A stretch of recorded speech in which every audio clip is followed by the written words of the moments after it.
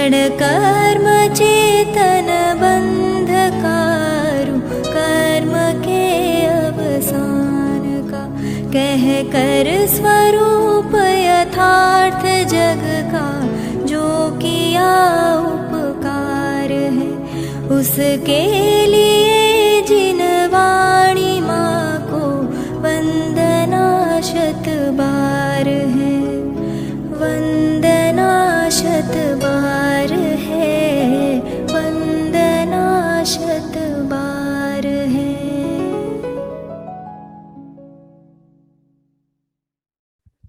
समय सार परमागम आचार्य अमृत चंद्रकृत इसकी आत्मख्याति टीका।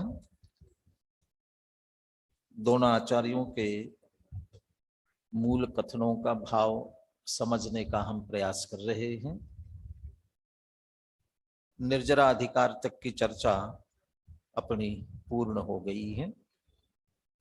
अब निर्जरा अधिकार के बाद नया अधिकार प्रारंभ हो रहा है, बंधाधिकार। क्रम समय सार का है, तत्वार्थ सूत्र का नहीं है। यदि तत्वार्थ सूत्र का होता तो निर्जरा के बाद में क्या होता, मोक्ष ही हो गया होता। लेकिन यहाँ बंध बीच में आ गया। ऐसा क्यों? इसे एक नाटक का रूप दिया गया है और नाटक में जो पात्र होते हैं परस्पर जोड़े से होते हैं और एक दूसरे के विरोधी। जैसे आपके नाटक सिनेमा में जैसे आप हीरो और विलेन कहते हो या नायक और खलनायक कहा जाता है, मतलब एक दूसरे के विरोधी भाव जैसे। इसलिए शुरू से ही जीव अजीव, कर्ता कर्म, पुण्य पाप, यहाँ तक तो सब जोड़े से थे। लेकिन उसके बाद में आश्रव, उसका विरोधी संवर, और अब तत्व में बचा निर्जरा, बंध और मोक्ष। अब उसमें से बंध और मोक्ष ये परस्पर विरोधी। अब एक निर्जरा शेष रह गया। इसलिए संवर पूर्वक निर्जरा होने के कारण से उसकी चर्चा वहां बीच में ली गई है। आश्रव के अभाव पूर्वक संवर, संवर पूर्वक निर्जरा, संवर के अभाव से नहीं, संवर पूर्वक निर्जरा, और बंध के अभाव से मोक्ष। तो बंध के अभाव में मोक्ष होता है, इसलिए एक तरह से वह मोक्ष से पहले बंध अधिकार की चर्चा यहाँ पर कर रहे हैं। वैसे तो कुंद कुंद आचार्य देव ने क्या विचार किया होगा, क्यों उन्होंने अधिकारों का विभाजन इस तरह से नहीं किया है। उन्होंने तो 415 गाथा लगातार लिखते गए, लेकिन विषय का परिवर्तन जहां जहां हुआ है उसके आधार से टीकाकार आचार्यों ने अधिकारों का विभाजन किया विषय के अनुसार ही। टीकाकार अधिकारों के विभाजन के लिए स्वतंत्र भी होते हैं। इसीलिए आगे जो सर्वशुद्ध ज्ञान अधिकार, मोक्ष अधिकार, वो मोक्ष अधिकार सर्वशुद्ध ज्ञान अधिकार के विभाजन में अमृतचंद्र आचार्य और जैसे आचार्य ने, विवाद कहना तो ठीक नहीं है, लेकिन अलग अपना अपना अलग अलग विभाजन है। वैसे जैसे आचार्य अमृतचंद्र आचार्य का विभाजन स्वीकार भी करते हैं और फिर अपने मत के अनुसार थोड़ा जो परिवर्तन है उसको भी कहते हैं। वो जो विभाजन में अंतर है वो उस समय अपन चर्चा करेंगे। अभी बंध अधिकार की चर्चा। अधिकार शब्द से ऐसा लगता है कि हमारा अधिकार है, तो अगले अधिकार में तो अपन कहेंगे अगला अधिकार कौन सा, मोक्ष अधिकार। तो वहां तो कहेंगे हाँ मोक्ष हमारा अधिकार है, जन्म सिद्ध अधिकार और मुक्त होना ही चाहिए। तो क्या बंध भी अधिकार है? क्या बंध भी अधिकार है? जैसे अपराध करने पर दंड मिलना चाहिए ना, दंड के अधिकारी हैं। अपराध किया तो दंड के अधिकारी हैं। तो भूल करेंगे तो बंध होगा, तो बंध के भी अधिकारी हैं। तो उस दृष्टि से यहाँ तो अधिकार का अर्थ है विषय के विश्लेषण की दृष्टि से किया गया विभाजन है। ये बंध अधिकार 237वीं गाथा से लेकर के 287 यहाँ तक चलेगा, करीब 51 गाथाएं हैं। और इन 51 गाथाओं में एक ही बात की चर्चा है, इस जीव को बंध का मूल कारण क्या है, वास्तविक कारण क्या है। सारी दुनिया बाहर के क्रियाकांडों को जैसी क्रिया करेगा वैसा बंध होगा, वो उस क्रिया को बंध का कारण समझती है, मानती है, और इसलिए यदि सुधारने का भी प्रयास करती है, क्रिया को सुधारने का प्रयास करती है, और थोड़ा बहुत आगे बढ़ती है तो परिणाम तक बढ़ती है। लेकिन असली जो बंध होता है वह विपरीत मान्यता से, जिसको अभिप्राय कहा जाता है, और जिसको इस अधिकार में अध्यवसान शब्द से कहा गया है। अध्यवसान, विपरीत मान्यता, वस्तु स्वरूप के विरुद्ध मान्यता, वो अध्यवसान। और उसको विविध तर्क से, युक्तियों से, आगम से इस बात को सिद्ध करने का प्रयास किया है। और इसी क्रम में सब जीवों के जन्म, मरण, सुख, दुख, ये सब प्रत्येक के अपने अपने अधीन है। उसका जिम्मेदार वह जीव स्वयं है, और कोई दूसरा एक दूसरे का नहीं कर सकता। यदि निमित्त भी है तो उस जीव का अपना कर्म निमित्त है, दूसरा कोई नहीं है। इसलिए एक दूसरे का जन्म, मरण, सुख, दुख आदि करना, अर्थात इसके आधार से जो जैन दर्शन का अकर्तृत्ववाद, एक द्रव्य दूसरे द्रव्य का कर्ता नहीं है, और खास करके जीव के अंदर जो अहंकार है, मैं करता हूं, उस अहंकार को भी दूर करने का एक तरह से प्रयास किया गया है। तो वो जो प्रसिद्ध गाथाएं, निज आयु क्षय से मरण हो यह बात, जिन वर ने कही, जब तुम आयु हरते नहीं तो तुमने मरण कैसे किया, ये इस तरह की जो तर्कों के आधार से जो बात आनी है वो इसी अधिकार में है। इस दृष्टि से एक तरह से ये महत्वपूर्ण अधिकार है। अमृतचंद्र आचार्य की टीका के साथ अपन चल रहे हैं, और अमृतचंद्र आचार्य चूंकि नाटक का रूप दिया है, कल अपन ने निर्जरा निष्क्रांता ये तो पढ़ लिया था कि निर्जरा चली गई कहाँ से, रंगमंच से चली गई। और जब वो निर्जरा रंगमंच से चली गई है तब क्या हुआ कि तब एक अंक पूरा हुआ। तो वो वाक्य, अंतिम वाक्य भी पढ़ते हैं, फिर आगे प्रारंभ करते हैं। इति श्रीमद अमृतचंद्र सूरी विरचितायाम समय सार व्याख्यायाम आत्मख्यातो निर्जरा प्ररूपकः षष्ठो अंकः, छठवां अंक। तो अंक नाटक में होते हैं, इसलिए एक तरह से समय सार नाटक, समय सार रूपी नाटक का छठवां अंक, निर्जरा की प्ररूपणा करने वाला, ये पूर्ण हुआ। अभी नाटक पूरा हुआ नहीं है, इसलिए अब फिर आगे चलेगा। तो एक तरह से अगला अंक प्रारंभ हुआ, 7वां अंक प्रारंभ हुआ। तो अंक प्रारंभ हुआ, नाटक प्रारंभ हो रहा है, तो मंच पर आकर के पात्र को नाटक दिखाना है। तो कौन सा पात्र आया, कौन आया? तो वैसे मुख्य रूप से दो ही है, जीव अजीव ही है, और वे ही अलग अलग भेष धारण करके आ रहे हैं। तो जीव ने ही बंध का भेष धारण करके एक तरह से आया। तो बंध अब प्रवेश कर रहा है, बंध रूपी स्वांग, जैसे स्वांग ही कहा ना इसको, इसलिए बंध रूपी स्वांग लेकर के यहाँ प्रवेश हो रहा है। इसलिए पहला वाक्य लिखते हैं, अथ प्रविशति बंधा। अब बंध प्रवेश करता है। कहाँ प्रवेश करता है? रंगमंच पर। कौन सा रंगमंच है? का नाटक चल रहा है? बिरला ऑडिटोरियम नहीं, हाँ, कहाँ का है, कौन सा रंगमंच? तो ये विचार, चिंतन, चर्चा तो उसके लिए एक तरह से हमारे चित्त में, हमारे विचार में, हमारे विचार की रंगभूमि है और उसमें एक एक पात्र आ रहे हैं, उस पर विचार हो रहा है। तो अब बंध ने प्रवेश किया है, इसलिए बंध का प्ररूपण, बंध का निरूपण, बंध की चर्चा एक तरह से चलेगी।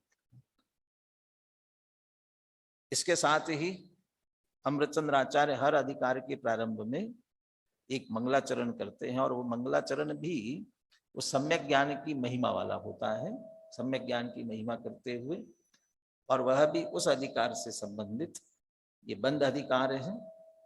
तो बंध का नाश करने वाला ऐसा वह सम्यक ज्ञान, तो बंध के नाश करने वाले ऐसे सम्यक ज्ञान की महिमा, सम्यक ज्ञान का स्मरण करते हुए मंगलाचरण करते हैं।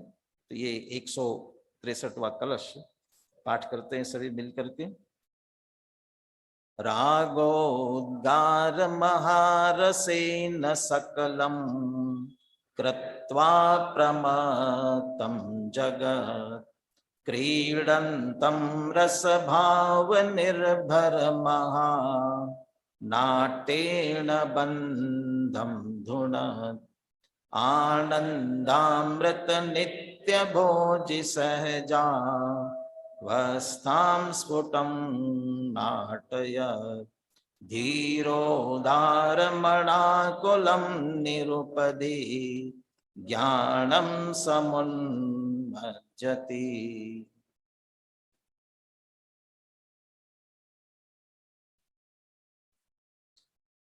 ज्ञानम समुन्मज्जति, ज्ञान अच्छी तरह से प्रकट होता है, उन्मज्जति अच्छी तरह से प्रकाश में आता है, समुन्मज्जति कैसे?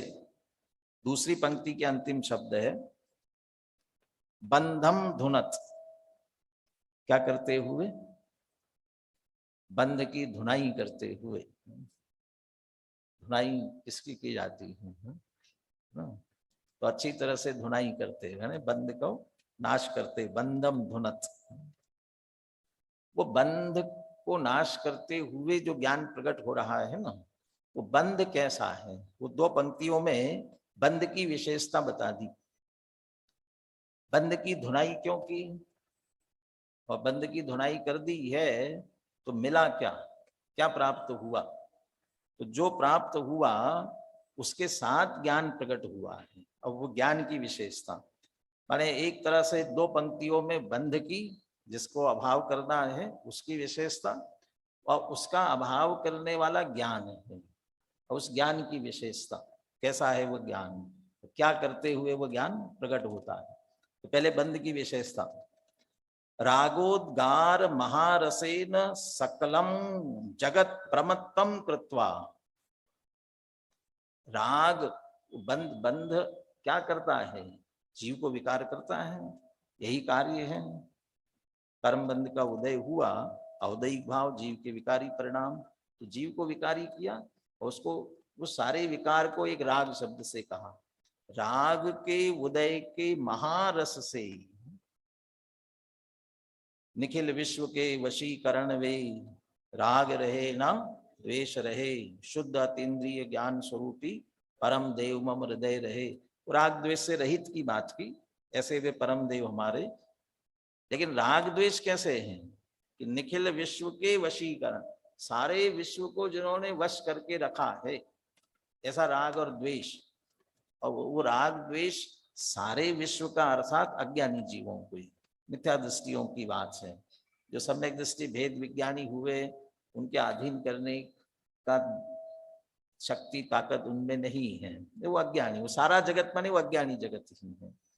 उस सारे जगत को जिसने प्रमत्तम कृत्वा, सकलम जगत, सारे जगत को प्रमत्त करते हुए, चौथी गाथा की टीका में मोह, इस जीव लोक की विचित्रता की बात की, जीव कैसा है, ऐसा ज्ञानी जगत कैसा है।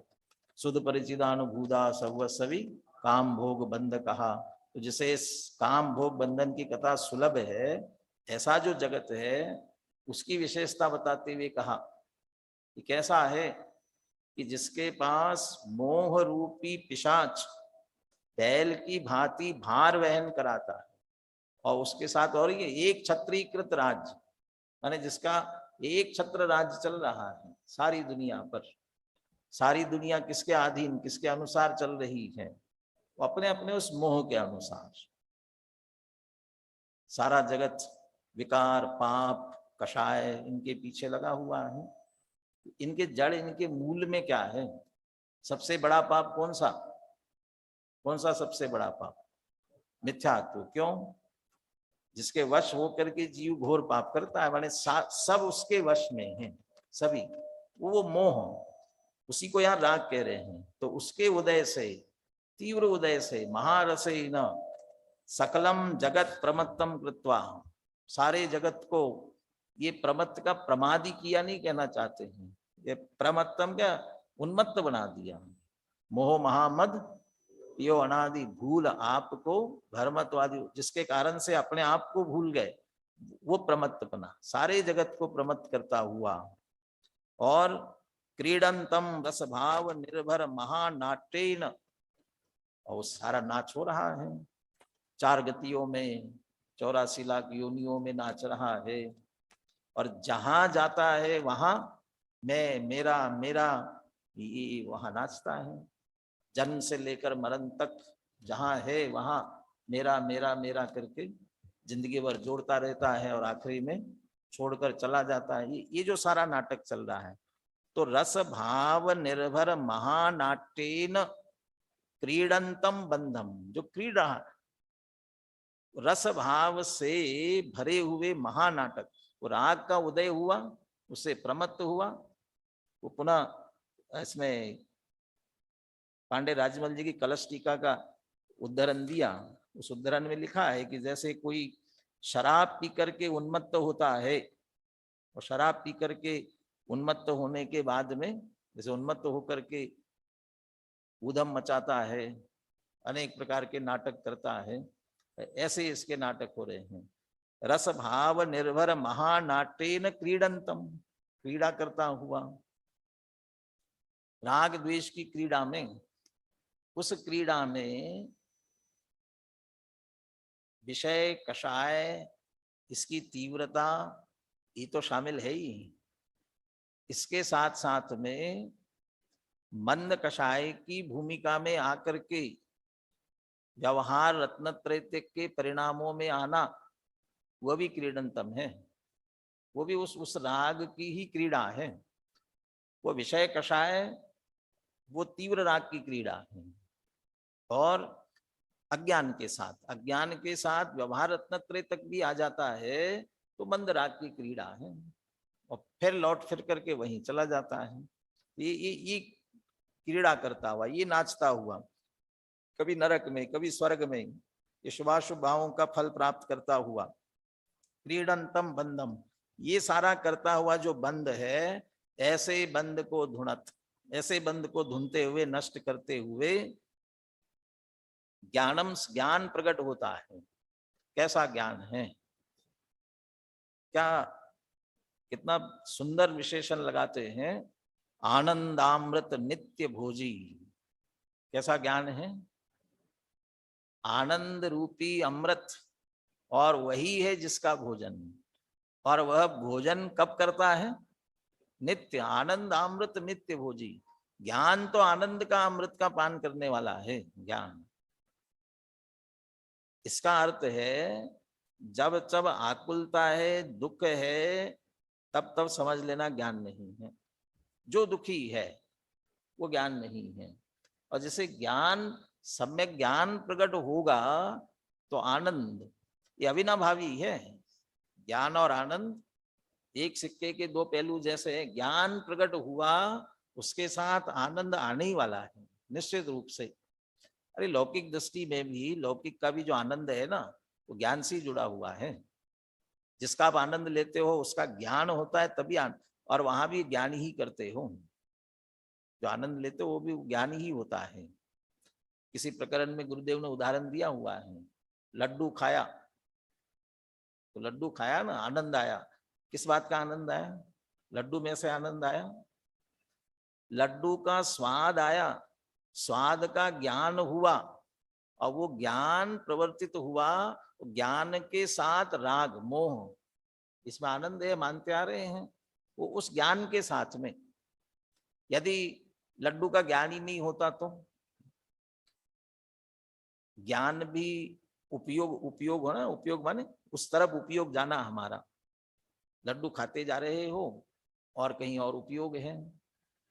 और कोई पूछे भी कैसे बने लड्डू, कैसे बने, हाँ अच्छे बने, क्यों? क्योंकि आपका उपयोग ही नहीं है उसमें, तो ऐसा आनंद ही, वैसा मजा नहीं आ रहा है। तो इसका मतलब खाते हुए भी उसका ज्ञान, उसकी तरफ ध्यान नहीं है तो भी आनंद नहीं आएगा। माने लौकिक विषयों का आनंद भी ज्ञान से जुड़ा हुआ है, और निराकुल अतीन्द्रिय आनंद तो निश्चित रूप से ज्ञान से जुड़ा ही जुड़ा है। वो ज्ञान स्वरूप आत्मा ज्ञान और आनंद स्वरूप ही है। जैसे ही उसका ज्ञान होता है उसके साथ आनंद निश्चित रूप से आता है। तो ज्ञान तो आनंद अमृत नित्य, वो सम्यक ज्ञान प्रकट हुआ है ना, बंध को दूर करता हुआ, बंध का अभाव करता हुआ, वो सम्यक ज्ञान। जब तक बंध, जिसके कारण से राग, उसके कारण से आकुलता, उसके कारण से दुख, उसे दूर कर दिया, तो राग नहीं रहा, आकुलता नहीं रही, दुख नहीं रहा, तो क्या है फिर? आनंद ही आनंद। इसलिए आनंद अमृत नित्य भोजी। और इसके लिए क्या करना पड़े उसे? क्या करना पड़ा? सहजावस्थाम स्फुटम नाटयत। वो अब हमारी सहज अवस्था है। वो ज्ञान होना वो सहज है। ज्ञान करने के लिए क्या करना पड़ेगा? ज्ञान करने के लिए जैसे वो ध्यान के संदर्भ में बात आती है ना, ध्यान के लिए क्या करना? कुछ नहीं करना, ये करना। अब कुछ नहीं करना ये कहते तो कुछ नहीं करने के, वो रोकने के चक्कर में लगे रहते। सहज अवस्था नाटे, सहज अवस्था है। कर्ता कर्म अधिकार के प्रारंभ में ही आत्मा और आश्रव में, और आत्मा का प्रतिनिधि ज्ञान लिया, ज्ञान और आश्रव में भेद बताते हुए जो अंतर लिए, उस अंतर में ये बात भी ली, आश्रव के भाव कैसे हैं? क्रियमान रूप से उत्पन्न होने वाले, क्रियमान रूप से उत्पन्न होते हैं। सहज उदासीन अवस्था को त्याग करके क्रियमान रूप से उत्पन्न होने वाले हैं आश्रव के परिणाम। और ज्ञान का परिणमन कैसा है? वो सहज उदासीन अवस्था, सहज है। पानी को गर्म करने के लिए अग्नि जलानी पड़ेगी, अग्नि के संयोग में उसे लाना पड़ेगा। वो सीधे संयोग में नहीं आता है तो बीच में बर्तन की जरूरत पड़ेगी, ये सब जुटाना पड़ेगा। और ठंडा करने के लिए क्या करना पड़ेगा? कुछ नहीं। क्यों नहीं करना पड़ेगा? स्वभाव है। ऐसे ज्ञान है, वो स्वभाव है। इसलिए सहज अवस्था नाटयत स्फुटम, स्पष्ट रूप से अपनी वो सहज जानन रूप। ये मोह राग द्वेष का परिणाम राग का बंध के अनुसार, वो उदय के अनुसार होने वाला परिणाम क्यों हो रहा था? क्योंकि जैसी वस्तु है वैसी सहज न जानते हुए कोई ना कोई हमने मोह का परिणाम किया, राग द्वेष का परिणाम किया। मैं तो इसे कहता हूं तेरा मेरा या अच्छा बुरा का परिणाम किया। बस वस्तु में ऐसा नहीं था, अरे हमने ऐसा परिणाम किया। जड़ चेतन की परिणति सब अपने अपने में होती है। अनुकूल कहे प्रतिकूल कहे, यह झूठी मन की वृत्ति है। ये मन ने अपनी झूठी वृत्ति मिलाई, इसके कारण से फिर प्रतिकूल में क्रोधित हुआ, अनुकूल में राग किया, राग द्वेष के परिणाम हुए। वो झूठी मन की वृत्ति के कारण से, वस्तु में कहीं नहीं था। और अब क्या किया? वो बंध के उदय के अनुसार होने वाले परिणाम को छोड़ करके सहज जानना, सहज जानना, बस जानना है जो है उसे सहज जाना, सहज अवस्था। और इसे नचाया। एक बार जानने से काम नहीं चलेगा, पुनः पुनः, क्योंकि राग का उदय भी निरंतर चल रहा था ना, पुनः पुनः वो भी नाच रहा था। रस भाव निर्भर महानाट्येन क्रीडंतम बंधम, वो नाटक करता हुआ वो भी नाच रहा था। अब वो ज्ञान सामने आया है, वो ज्ञान भी नाचना पड़ेगा। नाचना में पुनः पुनः बारंबार अभ्यास, निरंतर सहज ज्ञान। तो सहज अवस्थाम स्फुटम नाटयत, सहज अपनी जानन रूप अवस्था को अच्छी तरह से नचाते हुए वो ज्ञान प्रकट हुआ। और कैसा है? धीरोदार मनाकुलम निरुपधि ज्ञानम, कोई उपाधि नहीं है उसके ऊपर। कुछ लगाओ, किसका ज्ञान? किसका ज्ञान?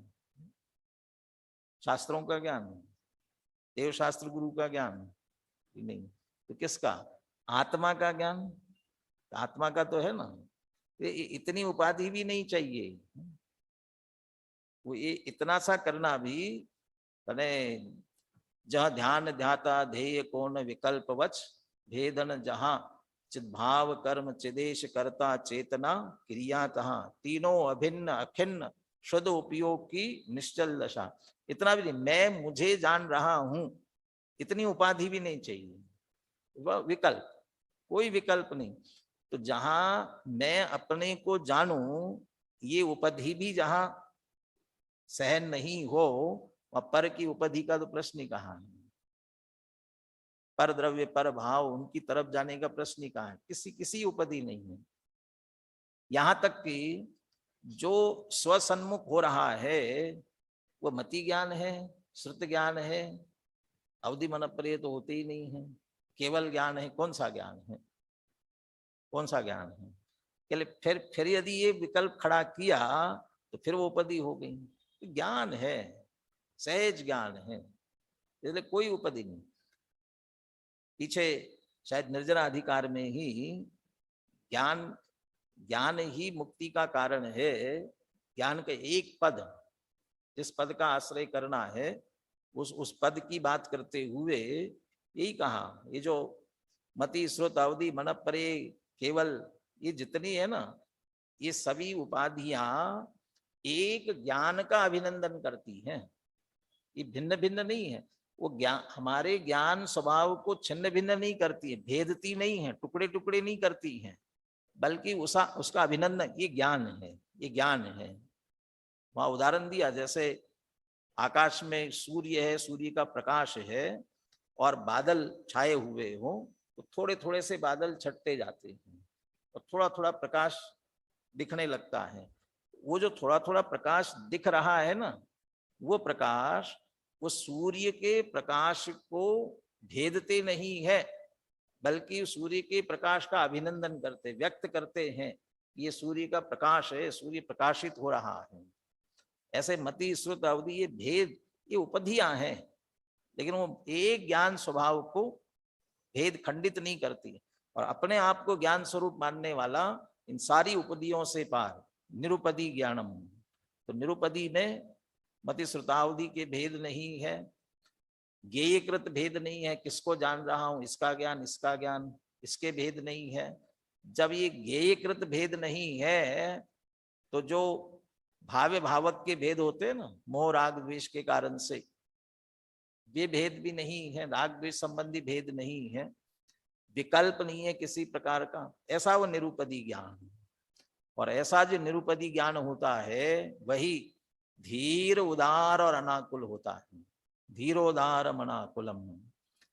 और ये तो हर मंगलाचरण में जो ज्ञान की महिमा की गई है, वो ज्ञान जैसे इस नाटक का नायक जैसा है। और वो नायक, वो प्रारंभ के जीव जीव अधिकार के मंगलाचरण में उसकी चर्चा विस्तार से की गई है।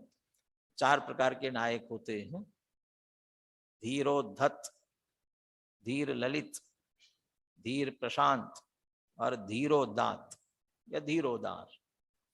और ज्ञान है वो कौन सा नायक है? ये धीरोदार, धीर और उदार। जैसे वे जितने नायक है, ललित, प्रशांत, उद्धत, सबके उदाहरण भी दिए वहां, उस सब में धीरता है, लेकिन असली नायक, सर्वोत्कृष्ट जो नायक होता है, उसके साथ में उदारता चाहिए, उदार चाहिए। नायक को वीर होने के साथ में धीर होना जरूरी है। वीरता तो है, लेकिन धीरता न हो तो भी शोभायमान तो होगा ही नहीं, सफल भी नहीं हो सकेगा। वीरता क्या और धीरता क्या है? आक्रमण करना दूसरे पर, वो वीरता है। और सामने वाले का आक्रमण सहना, सहने की ताकत होना, ये क्या है? धीरता है। वीरता तो हो, बिल्कुल आक्रमण करने के लिए चढ़ कर चले गए और सामने वाले ने आक्रमण किया और आपने सहने की ताकत नहीं है, तो फिर आप दोबारा उस पर आक्रमण करेंगे कैसे? इसलिए धीरता ज्यादा जरूरी है। वीरता के साथ में धीरता, ज्ञान धीर है। क्या धीरता है ज्ञान की? हो रहे ना आक्रमण, वो जो रागोद्गार महारसेन प्रमत्तम जगत कृत्वा, वो बंद बंद का उदय, कितने आक्रमण हो रहे हैं। राग द्वेष के आक्रमण, राग द्वेष के आक्रमण, और वो राग द्वेष का कारण बने ऐसे जो बाह्य निमित्त, कर्म का उदय, उसके अलावा जो अन्य निमित्त है, कोई गाली दे रहा है, कोई क्या क्या कर रहा है, और गाली दे रहा अकेला वो विकार का कारण क्या, तो द्वेष का कारण बनेगा। प्रशंसा करने वाले भी तो क्या है, वो हमें मान कषाय करने में कारण बन रहे, वो भी विकार करने में कारण बन रहे हैं। ये जो सब निरंतर आक्रमण हो रहे हैं, ये सब आक्रमण झेलते हुए भी सहज रहे, वो धीरता, इन सबको सहने के लिए, माने समस्त गेयों को जान करके भी आकुल व्याकुल न हो, ये धीरता। और उसी के साथ उदारता दी, उसी जीवा जीव अधिकार के मंगलाचरण में वो उदारता के लिए कहा। क्या उदारता है? जैसे कोई राजा किसी का राज्य जीत लेवे और राज जीतने के बाद भी उसका राज उसी को देकर के आवे। जैसे रामचंद्र जी, जगत की दृष्टि से रामचंद्र जी अपने लक्ष्मण को मुख्य करते हैं, रावण पर विजय प्राप्त कर ली, फिर लंका पर विजय प्राप्त कर ली, फिर लंका पर राज्य करने के लिए नहीं बैठे, चले आए, उनको वहीं सौंप कर आए।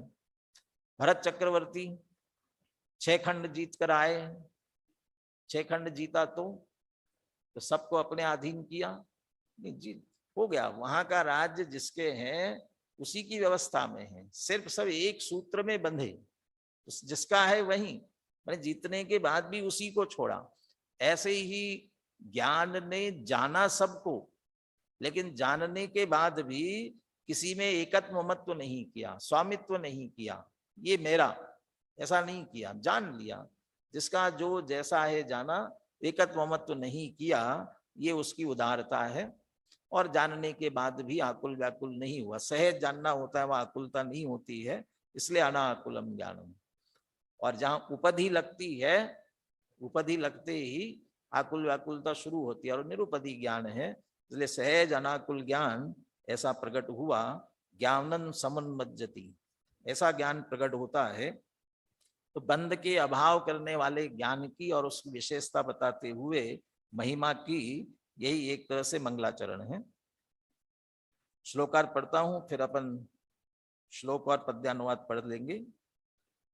नित्य ही आनंदामृत का भोजन करने वाला धीर, उदार, अनाकुल और निरुपदी ज्ञान राग के उदय रूपी महारस के द्वारा समस्त जगत को प्रमत्त करके रस भाव से भरे हुए नृत्य करते हुए, रस भाव से भरे हुए न, मोह राग द्वेष के परिणामों से नाचते हुए, और वो नृत्य करता हुआ, खेलते हुए बंद को धुनता अर्थात नष्ट करता हुआ उदय को प्राप्त होता है। बोले श्लोकार पद्यानुवाद बोलिए।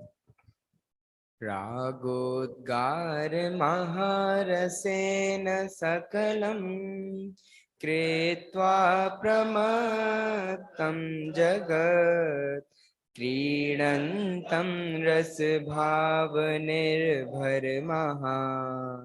नाट्येन बन्धं धुनत् आनन्दामृत नित्यभोजि सहजा वस्थां स्फुटं नाटयत् धीरोदारमनाकुलं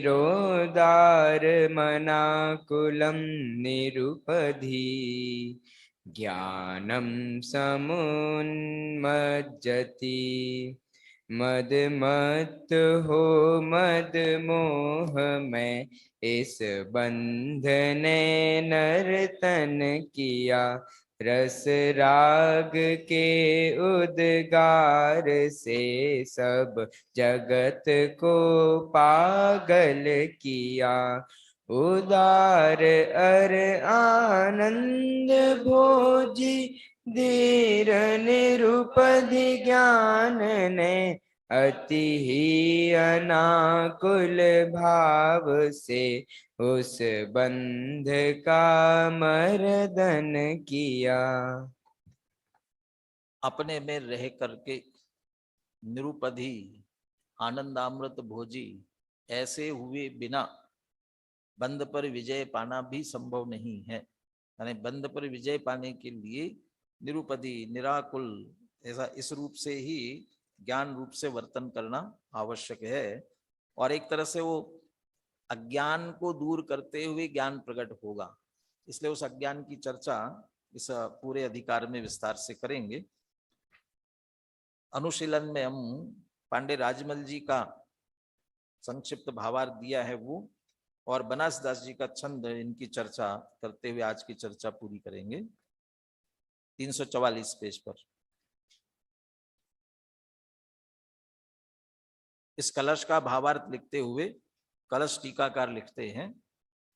भावार्थ इस प्रकार है, जिस प्रकार किसी जीव को मदिरा पिलाकर विकल किया जाता है, सर्वस्व छीन लिया जाता है, पद से भ्रष्ट कर दिया जाता है।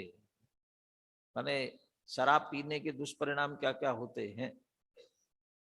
यदि मदिरा पान कर लिया, क्या क्या दुष्परिणाम। विकल, आकुल व्याकुल होता है। दूसरा, सर्वस्व छीन लिया जाता है, धीरे धीरे धीरे सब नष्ट हो जाता है। और पद से भ्रष्ट कर दिया जाता है।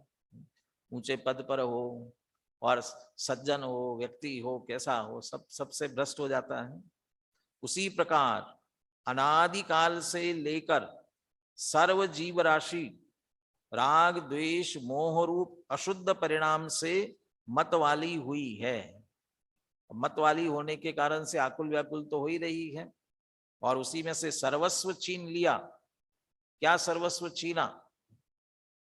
हम सिद्ध समान सदापद मेरो, हम सिद्ध समान शुद्ध आत्मा है, और सिद्ध समान शुद्ध आत्मा होकर के भी दर दर के भिखारी बने हुए हैं, अज्ञानी बने हुए हैं। तो ये हमारा सर्वस्व छीन लिया गया और पद से भ्रष्ट कर दिया।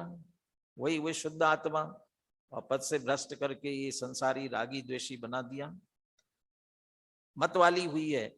इससे ज्ञानावरणादि कर्म का बंध होता है। ऐसे बंध को शुद्ध ज्ञान का अनुभव मेटनशील है, इसलिए शुद्ध ज्ञान उपाधि है। मैं ज्ञान स्वरूप हूं, मात्र निरुपधि ज्ञान, ऐसा अनुभव करना, यही उसको दूर कर सकता है। बनारसी दास जी छंद लिखते हैं, और चूंकि मंगलाचरण है ना, तो नमस्कार किए बिना मंगलाचरण कैसे पूरा होगा। तो नमस्कार भी करते हैं। इन किसे नमस्कार करते हैं? पढ़ते हैं छंद, बोलिए। मोह मद पाई जिने संसारी विकल कीने, याही ते अजानु बाहु बेरद बिहतु है। ऐसो बंध वीर विकराल महाजाल सम, ज्ञान मंद करे चंद राहु ज्यों गहतु है। ताको बल भंजीवे को घट में प्रकट भयो, उद्धत उदार जाको उद्यम महतु है। सो है समकित सूर आनंद अंकुर ताहि, निरखी बनारसी नमो नमो कहतु है। 8 पंक्तियों में, 4 पंक्तियों में बंध की विशेषता और ऐसे बंध को अभाव करने वाली ज्ञान की विशेषता।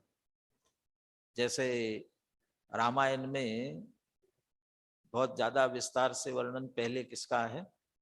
रावण का, उसकी शक्ति, उसकी विशेषताएं, और फिर बाद में ऐसे रावण पर राम ने विजय पाई, तो वो फिर राम की विशेषता होती। ऐसे पहले बंध की और फिर उसका अभाव करने वाले ज्ञान की महिमा करेंगे। मोह मद पाई जिनी संसारी विकल कीने, मोह रूपी मद का पान करके करा के, क्योंकि बंद की तरफ से कहना है ना, इसलिए मोह रूपी मदिरा का पान करा के जिसने संसारी जीवों को विकल बना दिया, आकुल व्याकुल कर दिया। या ही ते अजान बाहु विरद बहतु है, इसलिए मानो अजान बाहु माने जो शूरवीर होते हैं, जिनके बाहु नीचे घुटने से भी नीचे ऐसे लंबे बाहु वाले, वो शूरवीर कहलाते हैं। ऐसे अजान बाहु, ये बंद भी इस तरह से अजान बाहु जैसा है, और जिसके बहुत लंबे हाथ हो ऐसे। ऐसो बंद वीर विकराल महाजाल सम, ऐसा बंद रूपी वीर जो है बहुत विकराल है, इतना बड़ा जाल फैला हुआ है कि सारे संसारी जीवों को वश में कर रखा है। ज्ञान मंद करे चंद राहु जो गहतु है, जैसे चंद्रमा को राहु ग्रसित कर लेता है, ग्रहण लग जाता है, राहु के ग्रसने से चंद्रमा का प्रकाश जैसे मंद हो जाता है, ऐसे ही इस बंद ने ज्ञान को मंद कर दिया, अज्ञानी कर दिया। टोडरमल जी मोह की महिमा बताते हैं ना, कभी इसे विचार ही नहीं आता, मैं कौन हूं, मेरा क्या स्वरूप है वास्तविक, ये स्वयं सोचने का कभी विचार आता ही नहीं है। मोह के कारण से मोह सोचने ही नहीं देता है, और श्री गुरु समझाए बार बार तो भी विचार नहीं करता, समझाने पर लगता है ऐसा समझाते रहते हैं, लेकिन उसके आगे लिखा कि प्रत्यक्ष भाषित होता है तो भी मानने के लिए तैयार नहीं होता है। ये सब मोह की महिमा।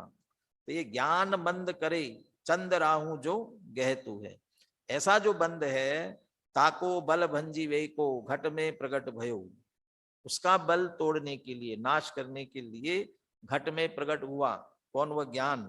कैसा है? उद्दत उदार जाको उद्यम महतु है, जिसका उद्यम पुरुषार्थ उससे अधिक है। कम पुरुषार्थ होगा तो हारेगा, बराबरी का पुरुषार्थ होगा तो भी काम नहीं चलेगा। न्याय शास्त्र में तर्क वितर्क चलते हैं ना, तो तर्क वितर्क में प्रबल तर्क हो वो बात मानी जाती है, सिद्ध होती है। लेकिन यदि समान तर्क हो तो उसको भी दोष कहा, उसको भी प्रकरण समान हो गए, तुम ऐसा कहते हो वैसा कहते हो तो बराबरी पर आया, तो बात छूटी कहाँ, तुम्हारी बात कहाँ सिद्ध हुई। तो प्रकरण सम से भी काम नहीं चलेगा, उससे प्रबल होना चाहिए।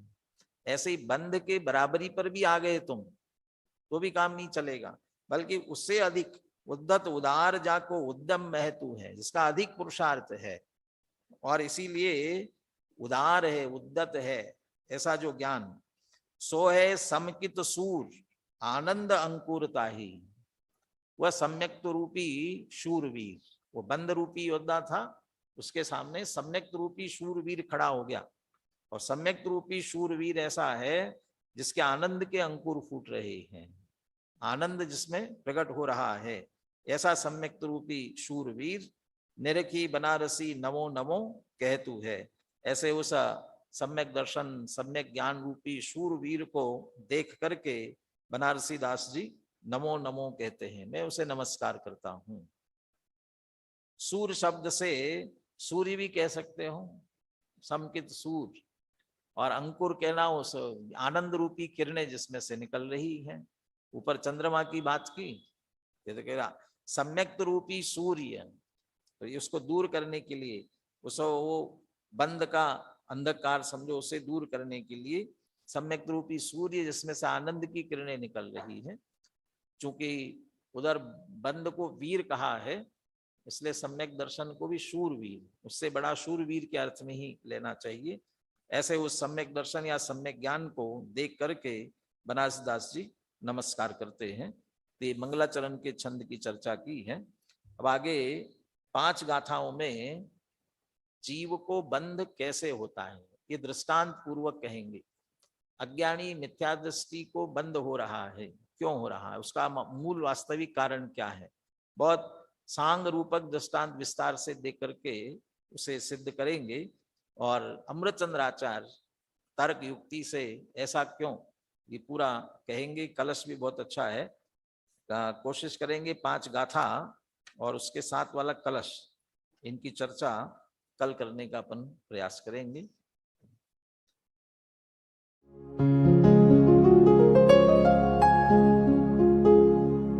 निज निधि निज में बताए, यह अनंत उपकार है उसके लिए जिन वाणी माँ को वंदना शत बार है, वंदना शत बार है, वंदना शत बार है।